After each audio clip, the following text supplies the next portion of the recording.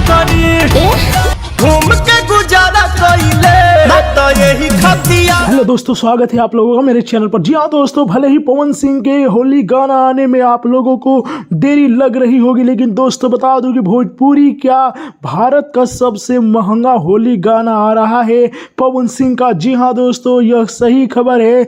बता दूं कि पवन सिंह एक बहुत ही हाई बजट और हाई लेवल के गाना लेकर आने वाले हैं भोजपुरी इंडस्ट्री में, वो भी होली गाना। जी हाँ दोस्तों, आप लोग जानते ही है कि हर साल पवन सिंह होली पर एक बड़ा धमाका करते हैं और भोजपुरी दर्शकों को एक बड़ा गिफ्ट देते हैं। जी हाँ दोस्तों, तो वही जो कि तैयारी पवन सिंह की चल रही है, आप लोगों के बीच कुछ बड़ा किया जाएगा। होली में बड़ा धमाका होगा पवन सिंह का। जी हाँ दोस्तों, दरअसल अभी गाने आने में इसलिए देरी हो रही है क्योंकि दोस्तों पवन सिंह लंदन में है, फिल्म की शूटिंग कर रहे हैं।